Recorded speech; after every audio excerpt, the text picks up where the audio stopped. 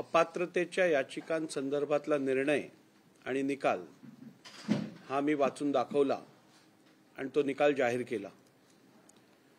तो निकाल जाहीर केल्यानंतर आज 16 जानेवारी 2024 गेली 6 दिवस सातत्याने अनेक माध्यमातून अनेक लोक विशेषतः काही पक्षाचे पदाधिकारी करते समाजामध्ये एक गैरसमज पसरवायचा प्रयत्न करत आहेत। म्हणूनच तो गैरसमज दूर करणं हे या संविधानाच्या हितात आहे, लोकशाहीच्या हितात आहे आणि सामान्य माणसाच्या हितात आहे। म्हणून ते काही गैरसमज जे आहेत, लीगल सबमिशन्स जे आहेत, त्या संदर्भातलं स्पष्टीकरण लोकांसमोर येणं अत्यंत आवश्यक आहे। म्हणूनच आज मी खरं तर या पत्रकार परिषदेमार्फत जी सत्य परिस्थिती आहे ती आपल्या समोर मांडायचा प्रयत्न करत आहे। खरं तर निकाल दिल्यानंतर हे स्पष्टीकरण द्यायची गरज नाही आणि तसं असतानाही माझ्या मते लोकांमध्ये जर ह्या संविधानिक संस्थेविषयी अथवा संविधानिक पदावरती विराजमान असलेल्या व्यक्तीविषयी गैरसमज पसरवला गेला तर ते लोकशाही, संसदीय लोकशाहीसाठी योग्य नव्हे। तसं कृत्य हे या संस्थेच्या म्हणजेच विधिमंडळाच्या अस्मितेसाठी योग्य नाही आणि म्हणूनच आज आपण ही पत्रकार परिषद घेत आहोत। आज खरं तर मला असं समजतं की शिवसेना उद्धव बाळासाहेब ठाकरे गटाने एक पत्रकार परिषद घेतली। मला माहित नाही त्याला पत्रकार परिषद म्हणावं, दसरा मेळाव्याचं एक दुसरं रूप म्हणावं की गल्ली बोळ्यात होणारी भाषणांची मालिका म्हणावं। कारण माझी अपेक्षा होती की या पत्रकार परिषदेतनं किंवा या मेळाव्यातून कदाचित माझ्याकडनं काय चुकीचं कृत्य किंवा माझ्या निर्णयात काहीतरी चुकीचं झालं होतं का, काय घटनाबाह्य झालेलं का, नियमबाह्य झालेलं का, हे कदाचित दाखवण्यात येईल। परंतु राजकीय भाषणं आणि केवळ संविधानिक संस्थांविषयी चुकीचे शब्द वापरणं, शिवीगाळ करणं या व्यतिरिक्त काही एक झालं नाही। राज्यपाल फालतू माणूस आहे। राज्यपाल ही एक संविधानिक संस्था आणि पद आहे। त्यांच्याबद्दल असे उद्गार वापरले गेले। सुप्रीम कोर्ट यांच्याबद्दलही टेंबू असा शब्द वापरण्यात आला। अध्यक्षांचं तर प्रेम दिसूनच आलं किती आहे अध्यक्षांविषयी। त्यांच्याबद्दल जे काय म्हटलं गेलंय ते आपण सर्वांनी ऐकलं। आणि इलेक्शन कमिशन यांना चोर वगैरे इतर काय काय जे म्हटलं गेलं ते मला वाटतं सगळ्यांनी ऐकलंय। हे दुर्दैवी आहे की संविधानिक संस्थांविषयी कुठचाही आधार असो अथवा नसो असे शब्दप्रयोग करणं कितपत लोकशाहीसाठी घातक आहे याचा विचार आपण करू शकता। आणि ज्या लोकांना संविधानिक संस्थांवरतीच विश्वास नाही, मग ती एक संस्था नाही तर न्यायालय, अध्यक्ष, राज्यपाल, निवडणूक आयोग कोणावरतीच ज्यांचा विश्वास नाही त्यांचा नेमकी संविधानावरती तर विश्वास कसा असू शकतो हा प्रश्न आपल्या समोर येतो। परंतु मला त्या सगळ्यांवरती बोलून वेळ घालवायचा नाहीये। जे गेले 6 दिवस सातत्याने आरोप केले जात आहेत त्याबद्दलचा थोडाफार खुलासा वस्तुस्थिती तुमच्या सर्वांसमोर मांडायची आहे। सातत्याने हे सांगण्याचा प्रयत्न केला गेला की अध्यक्षांनी सुप्रीम कोर्टाने ज्या गाईडलाईन्स दिलेल्या त्या चौकटीच्या बाहेर जाऊन निर्णय दिला, निकाल दिला. पण कुठच्या चौकटीच्या बाहेर जाऊन निर्णय घेतला हे काय सांगण्यात आलं नाही. सातत्याने हे सांगण्यात आलं की सुप्रीम कोर्टाने जे सांगितलेलं त्याच्या विपरीत असा निर्णय अध्यक्षांनी घेतला. पहिला मुद्दा असा होता की सुप्रीम कोर्टाने सांगितलेलं की उपाध्यक्षांनी 21 जून 2022 रोजी अजय चौधरी यांच्या निवडीला जे रेकग्निशन दिलेलं ते योग्य आहे आणि अध्यक्षांनी म्हणजेच मी 3 जुलै 2022 ला भरत गोगावले आणि एकनाथ शिंदेजींच्या नियुक्तीला जे रेकग्निशन दिलं गेलं आहे ते चुकीचं आहे असं सांगण्यात आलं. खोट्यापेक्षा अर्धसत्य हे अधिक घातक असतं आणि तोच प्रकार इकडे केला गेला आहे.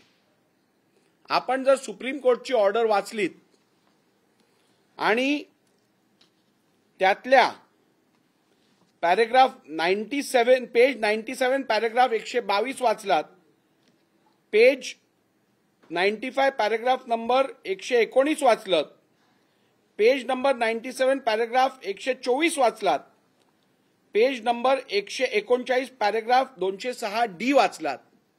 हे सुप्रीम कोर्टच्या ऑर्डरचं मी रेफरन्स देतोय. तर त्यात सुप्रीम कोर्टने या विषयात नेमकी काय म्हटलंय ते स्पष्ट होईल.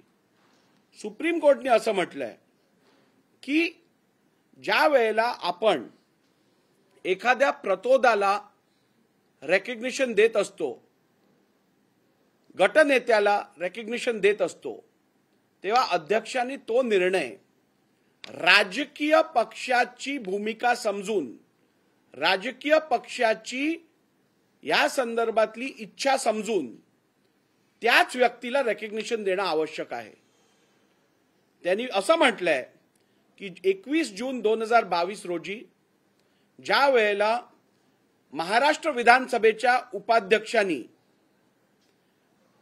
अजय चौधरी यांच्या नियुक्तीला आणि त्यातून सुनील प्रभू यांच्या नियुक्तीला मान्यता दिलेली, त्यावेळेला त्यांच्या समोर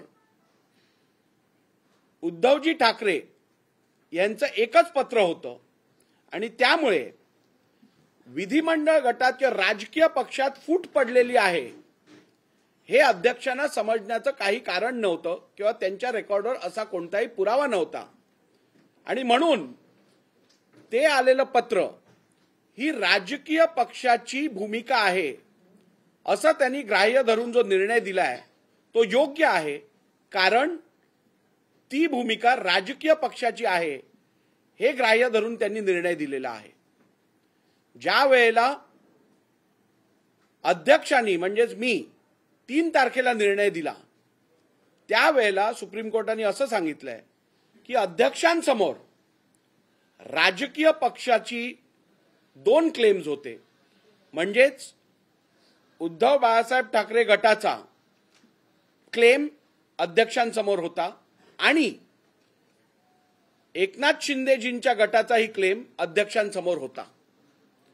याचा अर्थ अध्यक्षांना याची कल्पना होती की 2 गट पडलेले आहेत आणि त्यामुळे अध्यक्षांनी रेकग्निशन द्यायचा निर्णय हा या 2 गटांपैकी राजकीय पक्षाची इच्छा कोण रिप्रेझेंट करतं, या 2 गटांपैकी राजकीय पक्ष नेमका कोणता आहे हे ठरवल्याशिवाय निर्णय दिला, त्यामुळे तो निर्णय अयोग्य आहे.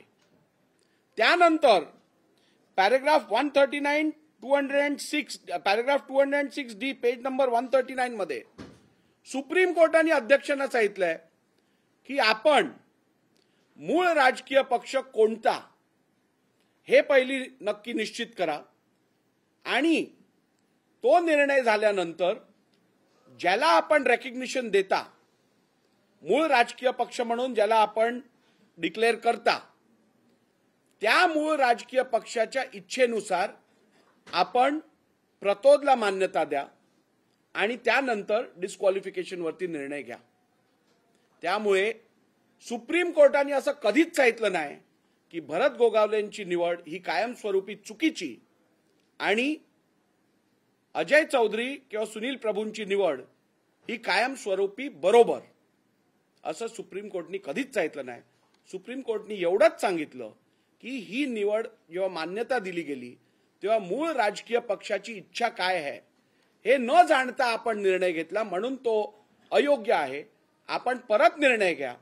मूळ राजकीय पक्ष कुठचा आहे हे अध्यक्षांनी ठरवू दे आणि त्या अनुसार व्हिपला रेकग्निशन द्यावं. त्यामुळे मी जे कारवाई केली आहे ती सुप्रीम कोर्टाने आपल्या आदेशात दिलेल्या गाईडलाईन्स प्रमाणित 100% ही कारवाई केली गेली आहे. मी सर्वप्रथम मूळ राजकीय पक्ष कोणता यावरती निर्णय दिला. तो मूळ राजकीय पक्ष कोणता हा निर्णय दिल्यानंतर, आणि ते मला सुप्रीम कोर्टाने ठरवायला सांगितलं, तो निर्णय दिल्यानंतर त्या मूळ राजकीय पक्षाची इच्छा काय आहे त्या अनुसार मी व्हिप अपॉइंट केला, रेकग्निशन दिलं आणि पुढची कारवाई केली. त्यानंतर मूळ राजकीय पक्ष कोणता हे ठरवण्यासाठी सुप्रीम कोर्टाने 3 क्रायटेरियाज बघायला सांगितलेलं. पक्षाचं संविधान काय म्हणतं, पक्षाची संघटनात्मक रचना कशी आहे आणि त्याची संख्याबळ कसं आहे, आणि नंबर 3 जी लेजिस्लेटिव्ह मेजॉरिटी आहे म्हणजे विधिमंडळ पक्षातली मेजॉरिटी कोणाबरोबर किती आहे, या तिन्ही गोष्टींचा विचार करून निर्णय द्यायला सांगितला मूळ राजकीय पक्षाविषयी. आणि मी माझा निर्णय जो दिला 10 तारखेला जो वाचून दाखवला तेव्हा मी या तिन्ही क्रायटेरिया कसे कन्सिडर केले आहेत आणि त्या संदर्भातले निकष काय आणि निर्णय काय या तिन्ही क्रायटेरियाबद्दल हे स्पष्टपणे वाचून दाखवलं. आपण जर बघितलं असेल तर वारंवार सांगण्यात येत आहे की अध्यक्षांनी 1999 ची जी घटना आहे ती योग्य ठरवली आणि 2018 ची घटना जी आहे शिवसेनेची ती अयोग्य ठरवली. हे अध्यक्षांकडनं चुकीचं कार्य झालं. आपण जर सुप्रीम कोर्टची ऑर्डर वाचलीत तर पेज नंबर 120 पॅराग्राफ नंबर 168 मध्ये काय म्हटलंय त्याच्यात स्पष्टपणे सुप्रीम कोर्टाने सांगितलंय, ज्या वेळेला आपण मूळ राजकीय पक्ष कोणता हे ठरवताना संविधानाचा ज्या वेळेला विचार करत असाल त्यावेळेला जर का 2 गटांनी तुमच्याकडे 2 वेगवेगळ्या कॉन्स्टिट्यूशनचा आधार घेतला तर आपण वाद सुरू होण्यापूर्वी जे कॉन्स्टिट्यूशन इलेक्शन कमिशनकडे सबमिट झालेलं केवळ ते ग्राह्य धरून त्याचा आधार घ्यावा. त्यानंतर मी आपल्याला वाचूनही दाखवतो. पेज नंबर 120 सुप्रीम कोर्टची order.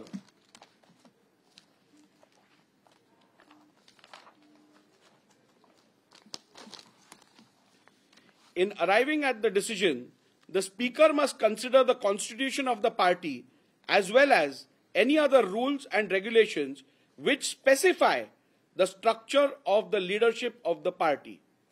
If the rival groups submit 2 or more versions of the party constitution, the Speaker must consider the version which was submitted to the ECI before the rival factions emerged. I repeat, the Speaker must consider the version which was submitted to the ECI before the rival factions emerged. In other words, the Speaker must consider the version of the party constitution which was submitted to ECI with the consent of both factions. म्हणजेच supreme कोर्टाने स्पष्टपणे सांगितलं की दोघांमध्ये जर संविधानाविषयी वाद असेल तर इलेक्शन कमिशनकडे जे रेकग्नाइज कॉन्स्टिट्यूशन असेल तुम्ही केवळ त्याचाच आधार घ्या. त्यानंतर मी इलेक्शन कमिशनला पत्र पाठवलं. मी 7 जून 2023 ला प्रिन्सिपल सेक्रेटरीमार्फत इलेक्शन कमिशनला पत्र पाठवलं आणि त्याच्यात मी असा उल्लेख केलाय, ॲज पर द डायरेक्शन्स, म्हणजे स्पीकरनी जे डायरेक्शन्स दिले आहेत principal सेक्रेटरीला, I am to inform you that the Honorable Speaker, Maharashtra Legislative Assembly, has received some disqualification petitions under the 10th schedule of the Constitution of India against some members of Maharashtra Legislative Assembly. Honorable Speaker has desired to have following documents which may be useful while deciding the said petitions. 1. Certified copy of the party constitution, memorandum, rules and regulations, which, known as such or by any other name, of Shiv Sena political party, which have been submitted to Election Commission of India and stand effective as on 21st June 2022. 2. Certified copies of all subsequent amendments, if any, to the same party constitution, memorandum, rules and regulations as well. Hence, you are hereby requested to kindly make available the above copies at the earliest by speed post as well as through email. With regards, Principal Secretary, Maharashtra Legislature Secretariat. Me supreme कोर्टनी सांगितल्याप्रमाणे election commission कडनं योग्य आणि recognised party कॉन्स्टिट्यूशनची copy मागितली. यावरती election कमिशनचा reply काय आला तो पण वाचून दाखवतो. यावरती इलेक्शन कमिशनचा रिप्लाय असा आलाय, to the secretary in charge, Maharashtra legislature secretariat, विधान. हे 22 जून 2023 ला इलेक्शन कमिशनचा रिप्लाय आलाय. Sir, I am directed to refer to your letter number so and so dated 7/6/2023 received in the commission on 10/6/2023 and to state that a copy of the constitution and rules of Shiv Sena as available on the records of the Election Commission of India is placed at Annexure 1. म्हणजेच 1999 ची constitution त्यांनी माझ्याकडे पाठवली. B.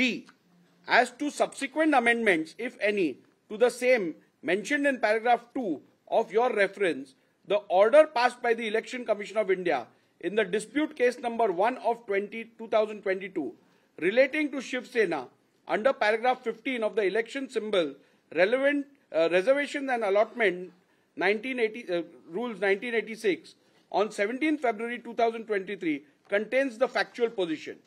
त्यांनी असं सांगितलं की संविधान आमच्याकडे जे रेकॉर्डवरती आहे त्याची प्रत आम्ही तुम्हाला देतोय. ती प्रत होती 1999 चे संविधान आहे ते. आणि मी त्यांना स्पेसिफिकली विचारलं की तुमच्याकडे कुठचेही घटनेमध्ये, शिवसेनेच्या घटनेमध्ये सुधार केलेल्याची कुठची प्रत प्राप्त असेल तर ती पण द्या.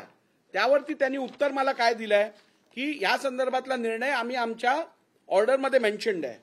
आता त्यांच्या ऑर्डरमध्ये page number 71, paragraph number 132, 4B याच्यात काय लिहिलंय? The amended constitution of 2018 is not on record of the commission. हे मला इलेक्शन कमिशननी स्पष्टपणे सांगितलंय. आता वारंवार असा उल्लेख केला जातो, ही तर वस्तुस्थिती आहे. म्हणजे माझ्याकडे सुप्रीम कोर्टच्या डायरेक्शन्सच्या अनुसार इलेक्शन कमिशनकडे जे रेकॉर्डवरती आहेत तेवढंच ग्राह्य धरण्याचे अधिकार होते. माझ्याकडे स्वतःहून या संदर्भातला इतर निर्णय घ्यायचा अधिकार नव्हता. जे इलेक्शन कमिशनकडे होतं ते ग्राह्य धरण्यासाठी मला सुप्रीम कोर्टाने सांगितलं.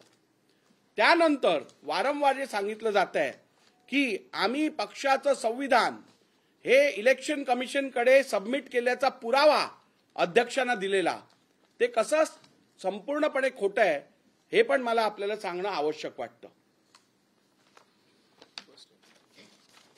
सर्वप्रथम त्यांनी 2013च्या घटना दुरुस्तीचा उल्लेख केला. मला वाटतं काही व्हिडिओजही दाखवले. 2013 मध्ये जेव्हा मी शिवसेनेत होतो त्यावेळेला त्या मीटिंगसाठी उपस्थित होतो वगैरे. आता तो कुठचा नेमका व्हिडिओ आहे काय आहे हे काय मी शहानिशा केलेली नाहीये. परंतु राहुल नार्वेकर एक कार्यकर्ता म्हणून तुम्ही दिलेलं संविधान वर शिक्कामोर्तब करायचे अधिकार नाहीयेत. आणि मी जरी शिक्कामोर्तब केला तेव्हा तर ते काय ग्राह्य आणि योग्य आहे तर अर्थ तो ठरत नाही. आणि नंबर 2, ज्या पत्राचा तुम्ही उल्लेख करत आहात त्यात संविधानाविषयी काही एक लिहिलेलं नाहीये. ते पत्रही मी तुम्हाला वाचून दाखवतो जे शिवसेनेनी इलेक्शन कमिशनला दिलं असं ते म्हणतात. आणि त्याच्यावर इलेक्शन कमिशनचा स्टॅम्प आहे असं ते म्हणतात. त्या पत्रात काय उल्लेख केलाय बघा. त्या पत्रात असं लिहिलंय, to the chief election commissioner, election commission of India, निर्वाचन सदन, अशोका रोड, नवी Delhi. Respected sir, Shiv Sena party office bearers election program notice was declared on 17 December 2012 by election officer Shri Balakrishna Joshi, Advocate, High Court, Mumbai. Application stroke nomination forms were invited for the post of Shiv Sena Paksha Pramukh, National Executive, Shiv Sena leaders and deputy leaders. The last date of receiving the nomination was up to 3 p.m. on 12 January 2013. There was one nomination form received for the post of Shiv Sena Paksha Pramukh. 9 forms were received for the post of Shiv Sena leaders and total 21 forms were received for the post of deputy leaders. All these forms were scrutinized on the 15 Jan 2013 as stipulated in election notice and were found to be in order and declared valid by the election officer. Election to the above post were held on 23rd January 2013 at Shiv Sena Bhavan, Dadar, Mumbai, as per the program declared with a election notice. All the candidates were declared elected unopposed as the number of forms that were received equaled the number of posts. The election results were declared by the election officer in the presence of the representative members. Elections were held in free and fair atmosphere as per the democratic principles and guidelines set up by Election Commission of India. We submit herewith the election results declared by the election officer. After the election procedure was completed, Shiv Sena Paksha Pramukh Shri Uddhavji Thackeray co-opted 6 deputy leaders and his absolute discretionary powers conferred upon him as per the Shiv Sena Constitution Article 9A. The list of 6 co-opted deputy leaders is also attached herewith for your record. Also, please find copies attached of the election procedure and results declared by election officer Shri Balakrishna Joshi, Advocate, High Court, Mumbai. हे त्यांचं पहिलं पत्र आणि इलेक्शनचा result जाहीर केला त्याची copy त्यांनी एन्क्लोज केली आहे. या पत्रात 2013 मध्ये त्यांनी कुठेही इलेक्शन कमिशनला या घटनेत दुरुस्ती झाली आहे किंवा घटनेत झालेल्या दुरुस्तीची कॉपी आम्ही तुम्हाला देत आहोत हे कुठेही उल्लेख नाहीये. याच्यात केवळ इलेक्शनचा जो रिझल्ट आहे तो त्यांनी इलेक्शन कमिशनला कळवायचं काम केलंय. सर्वप्रथम म्हणजे हा पुरावा झाला की त्यांनी जे सातत्याने बोलतायत की आम्ही इलेक्शन कमिशनला कॉपी दिली त्याचं कुठेही अक्नॉलेजमेंट त्यांच्याकडे नाहीये. त्यांच्याकडे जे अक्नॉलेजमेंट आहे ते केवळ निवडणूक जी संघटनात्मक झाली त्याचा रिझल्ट डिक्लेअर जो त्यांनी केला त्याची माहिती त्यांनी इलेक्शन कमिशनला पोहोचवली आहे. घटनेत दुरुस्ती झाली ती दुरुस्ती काय होती त्याची प्रत इलेक्शन कमिशनकडे दिली आहे की नाही हे 2013च्या पत्रात कुठेही म्हटलं नाहीये. एक. नंबर 2, जो युक्तिवाद आज टेलिव्हिजन समोर आणि मीडिया समोर ते करत आहेत तो युक्तिवाद त्यांनी माझ्यासमोर केला का? तुम्ही त्यांचा रिप्लाय बघा, त्यांचं पिटिशन मध्ये बघा. कुठेही 2013च्या कॉन्स्टिट्यूशन बद्दल काहीच म्हटलं नाहीये. 2018च्या कॉन्स्टिट्यूशन बद्दल ते बोलतात आणि आता 2018च्या कॉन्स्टिट्यूशन वरती मी येतो. 2018च्या कॉन्स्टिट्यूशन बद्दल ते म्हणतात की आम्ही पुरावे दिले आहेत इलेक्शन कमिशननी ते कॉन्स्टिट्यूशन आम्ही त्यांच्याकडे सबमिट केल्या संदर्भातलं. आता हे अनिल परब हे सातत्याने हे 4 एप्रिल 2018चं पत्र इलेक्शन कमिशनला जे त्यांनी दिलंय ते सातत्याने दाखवत असतात. लक्षात घ्या, दाखवत असतात. वाचून एकदा तरी दाखवलं का? कारण त्यात काय लिहिलंय ते त्यांना पण माहिती आहे. ह्यात पण हेच लिहिलंय की 2018 मध्ये निवडणुकीचा जो निकाल आहे तो निकाल त्यांनी इलेक्शन कमिशनला कळवलाय. या पत्रात त्यांनी मला दाखवू दे संविधानाबद्दल एकही शब्द त्यांनी उल्लेख केलाय का? अजिबात केला नाहीये. पाहिजे तर हे पण पत्र वाचून दाखवतो. Respected sir, Shivsena 4 April 2018. Respected sir, Shiv Sena party office bearers election program notice was declared on 15 December 2017 by election officer Shri Balakrishna Joshi, Advocate, High Court, Mumbai. Election program declared by the election officer entailed the period for filing of nominations from 5th January 2018 to 10 January 2018 and accordingly nomination forms were invited for the post of Shiv Sena Paksha Pramukh, Shiv Sena leader, deputy leaders. The last date for receiving the nomination was up to 3 p.m. on 10 Jan 2018. there was 1 nomination form received for the post of Shiv Sena Paksha Pramukh, 9 forms were received for the post of Shiv Sena leaders, and total 21 forms were received for the post of deputy leaders. All these forms were scrutinized on the 11th Jan 2018 as stipulated in the election notice and were found to be in order and declared valid by the election officer. Election to the above post were held on 23rd January 2018 at NSCI Vallabhbhai Patel Sports Complex, Worli, Mumbai. As per the program declared with the election notice, all the candidates were declared elected unopposed as the number of forms received equaled the number of posts. The election results were declared by the election officer in the presence of the representative members. Elections were held in free and fair atmosphere as per the democratic principles and guidelines set up by Election Commission of India. We submit herewith the election results declared by the election officer. We submit herewith the election results declared by the election officer. After the election procedure was completed, the newly elected national executive resumed on the dais. Shiv Sena Paksha Pramukh Shri Uddhavji Thackeray co-opted 4 leaders and 12 deputy leaders under his discretionary powers as per Article 9A of the Constitution of the party. The list of the names of 4 leaders and 12 co-opted deputy leaders is also attached herewith for your record. Also, please find copies attached to the election procedure and results declared. Copies attached. कोणत्या copies attached आहेत? Election procedure and results declared by election officer Shri Balakrishna Joshi, Advocate High Court, Mumbai. काय केलंय? पत्र याच्यात कुठे उल्लेख आहे? संविधानात अमेंडमेंट झाल्या, ते अमेंडमेंट्स आम्ही इलेक्शन कमिशनकडे पूर्तता केली, नियमाप्रमाणे त्यांना दिली, त्या संदर्भातलं रेझोल्युशन आणि इतर पत्र जे अपेक्षित आहेत सोबत जोडायचे ते जोडून त्या संविधानाची प्रत इलेक्शन कमिशनकडे देत आहोत. कुठे उल्लेख आहे? अजिबात नाही. त्यामुळे कुठचा तरी पेपर दाखवायचा, कागद दाखवायचा, त्याच्यावर इलेक्शन कमिशनचा स्टॅम्प आहे हा वापरायचा, पण त्याच्यात काय लिहिलंय हे कोणाला वाचून दाखवायचं नाही. कारण बंद मुट्ठी लाख की, खुल गई तो खाक की. तर असो ही वस्तुस्थिती आहे, ती मी तुमच्यासमोर मांडली आहे. त्यानंतर आपल्याला आता घेऊन येतो मी लीडरशिप स्ट्रक्चरवरती. दुसरा क्रायटेरिया मी कन्सिडर केला तो संघटनात्मक रचना, म्हणजेच जी राष्ट्रीय कार्यकारिणी आहे त्याची रचना. आता 2018 मध्ये शिवसेना उद्धव बाळासाहेब ठाकरे गटानी जी संघटनात्मक रचना इलेक्शन कमिशनला पाठवलेली आणि जी इलेक्शन कमिशनच्या वेबसाईटवरती आहे, मी तीच ऑर्गनायझेशनल स्ट्रक्चर ग्राह्य धरलेलं आहे. म्हणजे जी मागणी उद्धव बाळासाहेब ठाकरे गटाची होती तीच ग्राह्य धरली आहे आणि तेच ऑर्गनायझेशनल स्ट्रक्चर माझ्या ऑर्डरमध्ये मी ग्राह्य धरलेलं आहे. कोर्टाने पॅराग्राफ 168 मध्ये असं सांगितलंय की ऑर्गनायझेशनल स्ट्रक्चर जे आपण कन्सिडर कराल ते कॉन्स्टिट्यूशन म्हणजे जे व्हॅलिड घटना आहे त्याच्याशी निगडीत, म्हणजे त्याच्यात दिल्या त्याप्रमाणे आहे का बघा.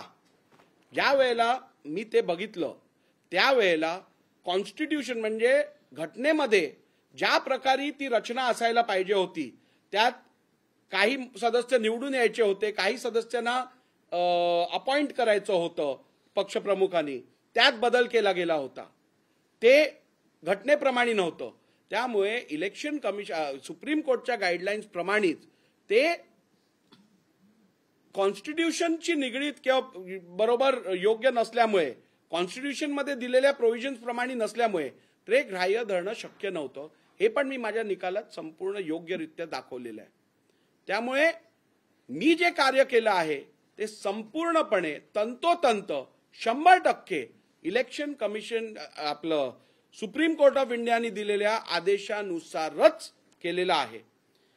त्यानंतर आपण जर मी कॉन्स्टिट्यूशन बद्दल सांगितलं, लीडरशिप स्ट्रक्चर बद्दल सांगितलं, अजय चौधरी आणि भरत गोगावले यांच्या संदर्भात जे सुप्रीम कोर्टचं ऑब्झर्वेशन आहे ते तुम्हाला एक्सप्लेन केलं. ट्रिपल टेस्ट सुप्रीम कोर्टने काय सांगितलेलं, आपण ज्यावेळेला निर्णय घ्याल त्यावेळेला आपण तिन्ही फॅक्टर्स कन्सिडर करा. कॉन्स्टिट्यूशनमध्ये काय दिलंय ते बघा, आपण संघटनात्मक रचना योग्यरित्या आहे का ते बघा, आणि मग आपण लेजिस्लेटिव्ह स्ट्रेंथ बघा. या तिन्ही फॅक्टर्सना कन्सिडर करून आपण कायदेशीर रिझेंट ऑर्डर दिली आहे. परंतु वारंवार केवळ म्हणजे एकूण मी आजची त्यांची रॅली बघून एक निकषावरती आलो आहे, खोटं बोलावं पण रेटून बोलावं. आणि त्याचबरोबर हे पण दिसून येतं की जर का आपण झोपलेल्या माणसाला उठवू शकतो, पण जो झोपल्याचं सोंग करतोय त्याला या सगळ्या गोष्टी माहिती आहेत, परंतु आपल्या मनात आहे तेच सत्य मानून चालायचं, त्याला आपण कसं उठवणार. त्यामुळे ह्या पुढे काय मी कुठच्याही प्रकारचं स्पष्टीकरण देऊ इच्छित नाही. मला वाटतं या राज्याची जनता ही सुज्ञ जनता आहे. या राज्यातली जनता जी सत्य परिस्थिती आहे ती समजू शकते आणि म्हणूनच त्यांच्यावर विश्वास ठेवून पुढचा निकाल तेच देतील अशी मला खात्री आहे. आणि मला काय अजून राजकीय भाष्य ह्याच्यात करायचं नाहीये. जी वस्तुस्थिती आहे ती मी आपल्या समोर मांडली आहे आणि त्यामुळे सुप्रीम कोर्टाने दिलेल्या आदेशांचं तंतोतंत पालन झालेलं आहे. कायद्यात ज्या तरतुदी आहेत त्यांचं पालन झालेलं आहे. डिस्क्वालिफिकेशन संदर्भात जे सातत्याने विचारलं जात आहे की आपण उद्धव ठाकरे आपलं एकनाथ शिंदेजींना पक्षाचे अधिकृत नेता किंवा पक्ष हा त्यांचा गट रिप्रेझेंट करतो असं मान्य केल्यानंतर उद्धव ठाकरे गटातल्या आमदारांना अपात्र का ठरवलं नाही, तर आपल्याला माहित आहे अपात्रता 2(1)B खाली ठरवत असताना म्हणजेच जर का पक्षादेशाचं व्हायलेशन झालं असेल, तो पक्षादेश समजा मान्य केला नसेल तर ते चेक करण्यासाठी ट्रिपल फिल्टर आहेत. म्हणजे आपल्याला पहिली बघायला लागतं की ज्या व्यक्तींनी पक्षादेश दिलेला आहे त्या व्यक्तीकडे खरोखर ते अधिकार होते का. नंतर आपल्याला बघायला लागतं त्यांनी तो व्हिप इश्यू केलेला का. आणि तिसरं बघायला लागतं की तो व्हिप इश्यू केलेला संबंधित आमदाराकडे पोचवलेला का, म्हणजे सर्व्हिस कंप्लीट होती का. यात जे पुरावे माझ्या समोर होते त्यात स्पष्ट दिसून येत होतं की हा व्हिप योग्यरित्या पोचवला गेला नव्हता, हा व्हिप सर्व्ह केला गेला नव्हता. आणि तसंच तर सगळं रिप्लायमध्ये उद्धव ठाकरे गटांनी सांगितलंय. तर असं असताना मी या वस्तुस्थितीकडे डोळे बंद करून जर निर्णय घेतला असता तर मला वाटतं मी कुठेतरी माझ्यावर जी जबाबदारी आहे ती योग्यरित्या पार पाडली नसती. म्हणून त्यांना अपात्र न ठरवण्याचा माझा निर्णय हा योग्य होता, हा रिझल्ट होता. तर अशा परिस्थितीत मला वाटतं सगळे फॅक्ट्स हे आपल्या समोर आलेले आहेत. एवढंच यातून एक सामान्य राजकीय कार्यकर्ता म्हणून जर का मी विचार केला तर असं दिसून येतं की पक्ष संघटना चालवणं म्हणजे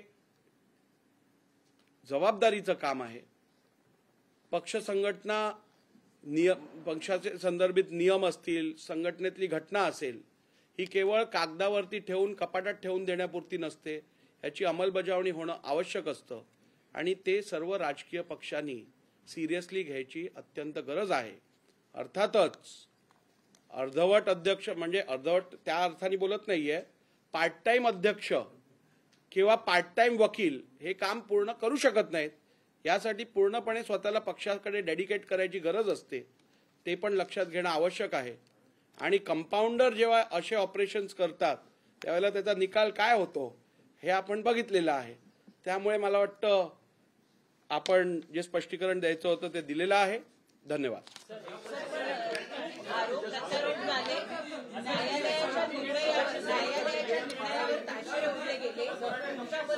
एक एक घेऊ आपण एक एक घेऊ तर तुम्ही त्या विरोधात नाही, मला आपला प्रश्न जरा सांगा. ज्या पद्धतीनं बोललं गेलं अध्यक्षांना, राज्यपालांना आणि इतर सगळ्या संविधानात्मक संस्थांना, याच्यावर काही ऍक्शन घेतली गेली पाहिजे असं तुम्हाला वाटतं का? बघा, खरं तर जी लोक संविधानाचे आज धडे वाचत होते आणि जी लोक संविधानाची हत्या होत आहे, लोकशाहीची हत्या होत आहे असे विधानं करत होते, त्या लोकांना जर संविधानातल्या पदांविषयी किंवा संविधानाने निर्मित केलेल्या संविधानातील जे इन्स्टिट्यूशन्स आहेत त्यांच्या विषयात जर मान नसेल किंवा त्यांच्याविषयी आदर नसेल आणि त्यांच्यावर विश्वास नसेल तर त्यांना संविधानाबद्दल बोलायचा अधिकारच नाहीये.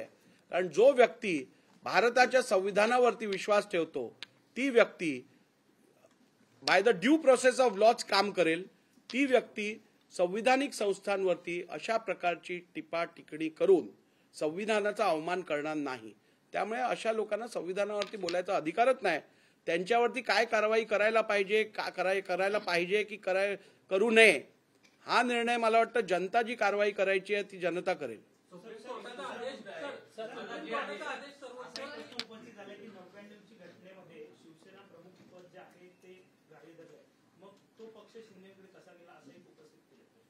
नाही, 99च्या घटनेमध्ये स्पष्टपणे असं लिहिलेलं आहे की शिवसेना पक्षप्रमुख हे पद सर्वोच्च पद असेल, परंतु सर्वोच्च निर्णय घेण्याची अधिकार हे राष्ट्रीय कार्यकारिणीला आहे.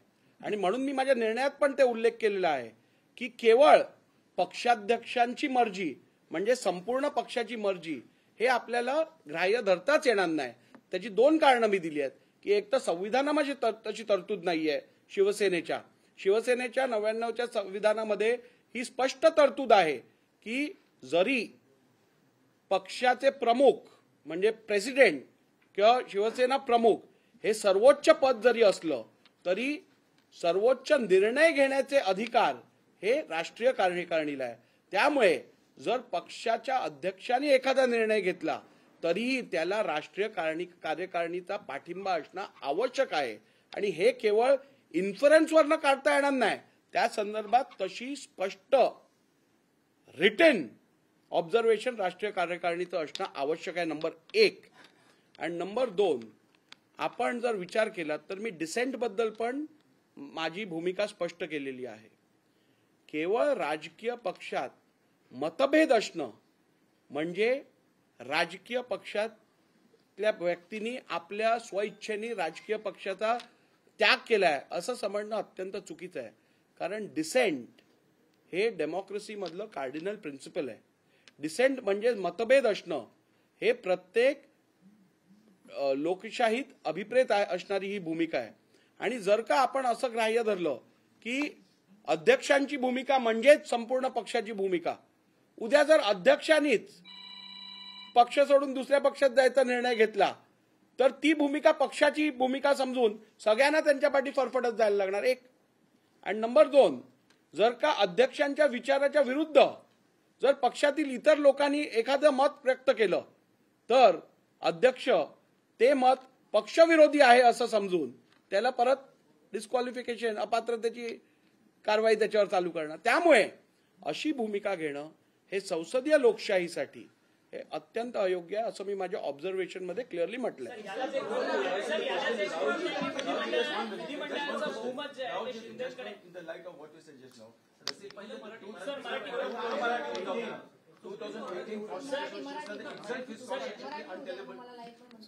दोन 2018चं संविधान हे रेकॉर्डवरतीच नाहीये आणि त्यामुळे त्याच्यावरती मला काही ऑर्डर पास करणं गरजेचंच नाहीये. Number 1.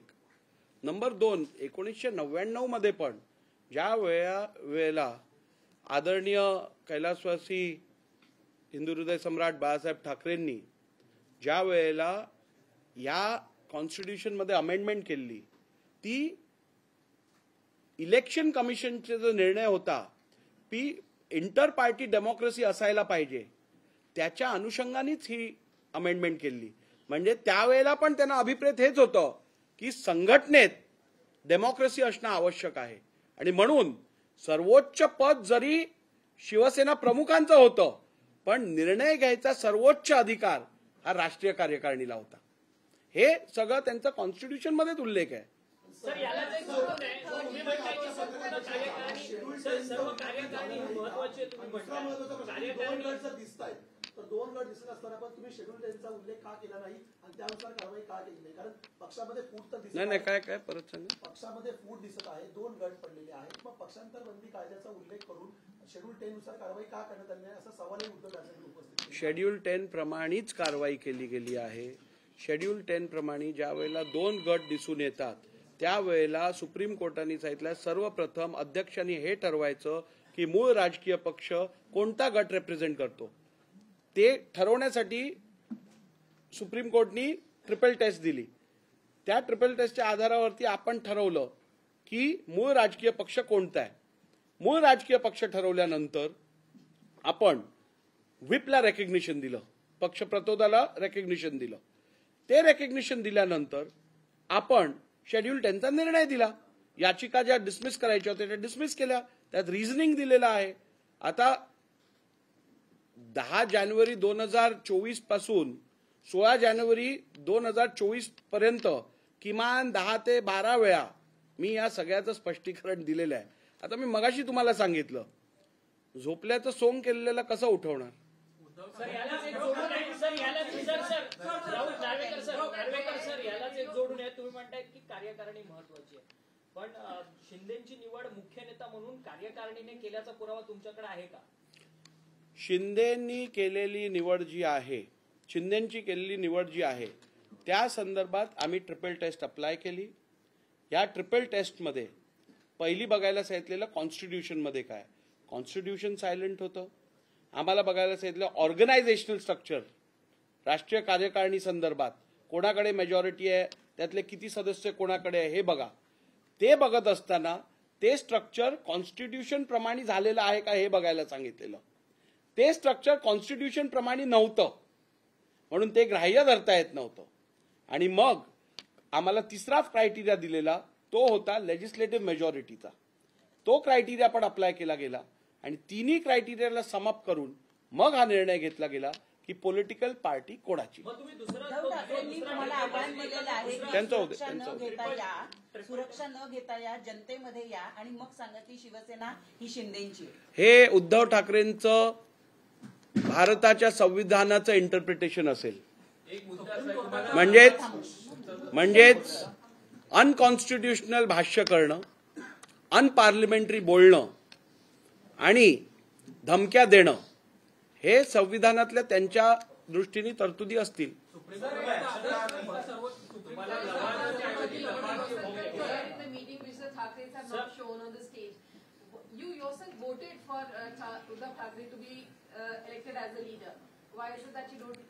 I have just told you. First of all, I have not voted in any such election. So your hands are going up is what they are saying. I have not voted in any such election. I do not even know what meeting are they referring to. They are showing some videos. We don't know whether they are doctored, they are actually there, what is the position. And irrespective of that, Election Commission, the Supreme Court has directed me to take the Constitution as on the record of the Election Commission. They have not said that Rahul Narvekar in 2013, whatever he has witnessed should be taken as the record.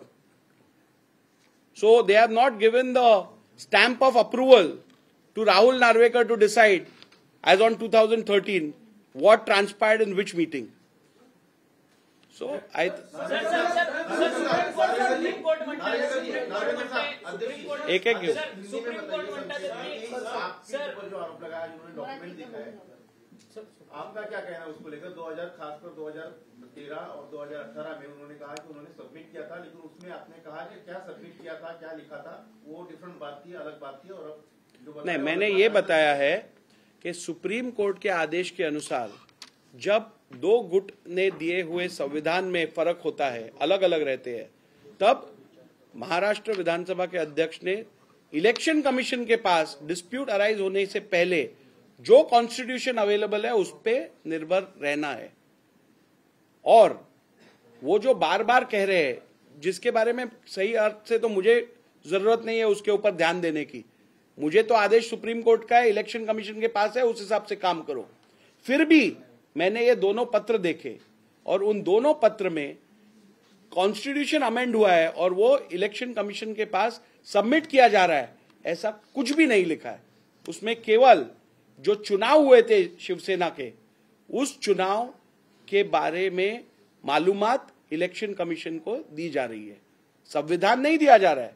जो वो कह रहे हैं हमने submit KIA है संविधान, हमने amendment की कॉपी दी है सुप्रीम इलेक्शन कमीशन को और उसकी रिसीट हमारे पास है, उसकी पोच पावती हमारे पास है, उसकी एक्नॉलेजमेंट हमारे पास है. वो एक्नॉलेजमेंट इलेक्शन रिजल्ट जो सबमिट हुआ था उसकी है. इलेक्शन शिवसेना के कॉन्स्टिट्यूशन की बिल्कुल नहीं है। सर सुप्रीम कोर्ट एक एक घेऊया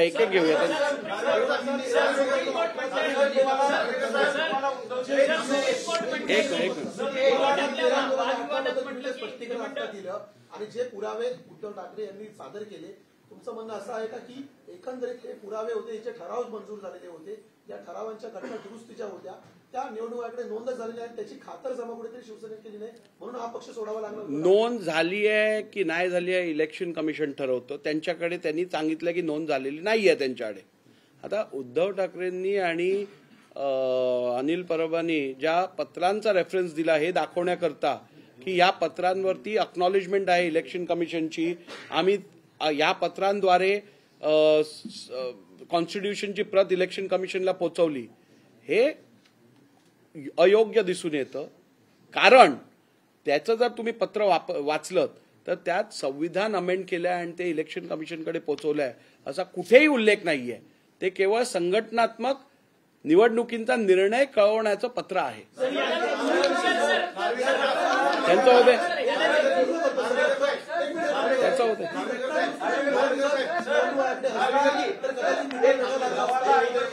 जी घटना दुरुस्तीचे ठराव त्यांनी मंजूर केले होते ती जर नोंद निवडणुकीची असते तर निकाल वेगळा लावला असता का? जर त्या पक्षाने आपलं काम योग्यरित्या केलं असतं तर निश्चितपणे फॅक्ट्समध्ये बदल असता. सर यालाच एक जोडून तो प्रश्न आल्यावर तुमचा. सुनावणीत घटना दुरुस्ती केली होती किंवा नव्हती असा काही मुद्दा आला होता? सुनावणीत केवळ एकनाथ शिंदे गट यांनी 1999 संविधानावरती रिलायन्स ठेवलेला आणि उद्धव ठाकरे गट यांनी 2018च्या कॉन्स्टिट्यूशनवरती रिलायन्स ठेवलेला. त्यांनी कुठेही 2013च्या कॉन्स्टिट्यूशन आपल्या पिटिशनमध्ये किंवा रिप्लायमध्ये म्हटलं नाहीये. 2013चं जे पत्र मी तुम्हाला वाचून दाखवलं ते पहिल्यांदा त्यांनी त्यांच्या ॲफिडेव्हिट इन एव्हिडन्स मध्ये सादर केलं आणि ते पण जे सादर केलं ते मी तुम्हाला वाचून दाखवलंय. त्याच्यात संविधानाविषयी काही एक उल्लेख नाहीये. त्यांचा बरेच वेळा विचारलं त्यांनी. सुप्रीम कोर्टामध्ये सुप्रीम कोर्ट म्हणतं की विधिमंडळ बहुमत हेच पक्ष नाहीये, मग तुम्ही विधिमंडळाच्या बहुमताच्या आधारे पक्ष दिलाय का? नाही, मी तिन्ही टेस्ट सुप्रीम कोर्टाने सांगितलं तुम्ही तिन्ही कन्सिडर करा. मी तिन्ही कन्सिडर केलं. कॉन्स्टिट्यूशन मधली परिस्थिती काय आहे ती मी माझ्या उत्तरात माझ्या निर्णयात दिली आहे. पक्ष संघटनेसंदर्भात लिडरशिप स्ट्रक्चर जे आहे त्या संदर्भातलं माझं ऑब्झर्वेशन दिलंय आणि मग शेवटी मी लेजिस्लेटिव्ह मेजॉरिटीवरती आलोय. त्यामुळे मी तिन्ही कन्सिडर करून हा निर्णय दिलेला आहे.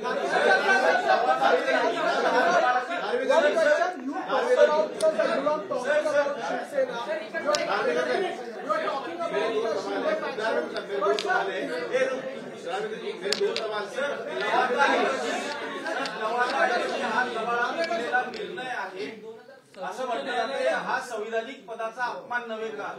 नाही, मला वाटतं या संदर्भातलं उत्तर मी दिलेलं आहे की संविधानाने निर्मित केलेल्या संस्था ज्या आहेत किंवा पदं जी आहेत त्यांच्याबद्दल अशा प्रकारची भाषा वापरणं, मग ते राज्यपालांना फालतू म्हणणं असेल, लवादाला लबाड म्हणणं असेल, इलेक्शन कमिशनला चोर म्हणणं असेल किंवा सुप्रीम कोर्टला टेंबू म्हणणं असेल, टेंबा म्हणणं असेल, तर हे सगळं मला वाटतं कुठेतरी आपण केलेल्या चुकींमुळे आपल्यावरती फ्रस्ट्रेशन आल्यानंतर आपण कधीतरी आपला तोल जातो आणि आपण असं बोलतो. परंतु माझं एक ही सर्व मंडळी ही माझे विधिमंडळातले सहकारी आहेत, काही लोक पार्लमेंटचे सदस्य आहेत आणि विधिमंडळातील सदस्य, पार्लमेंटचे सदस्य हे समाजात रोल मॉडेल असतात. समाजात त्यांनी उदाहरणात्मक काम आणि कृत्य करायचं असतं. त्यांच्याकडनं जर संविधानिक संस्थांचा असा अवमान व्हायला लागला तर सामान्य माणसाचा संविधानावरती विश्वास कसा राहील?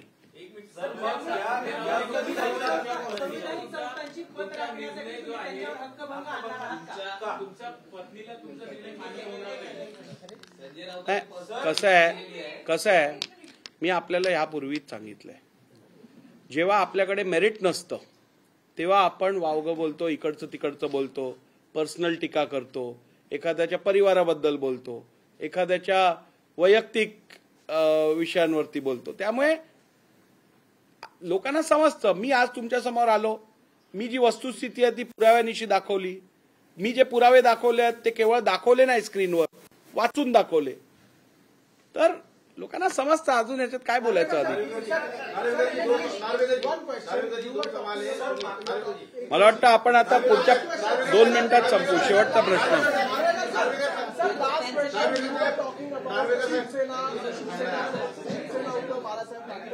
But very importantly, the decision you have made about the who is the party leader and everything. But is that after the split in Shiv Sena UBP has a constitutional validity as per this 10th. I have taken the decision in accordance with the directions of the Honorable Supreme Court. I was asked to decide which is the political party out of the two groups retrospectively as on 21st June 2022 when the dispute arose. With regards to the current position of the party, that has been decided by the Election Commission of India, which is binding on everyone. Thank you.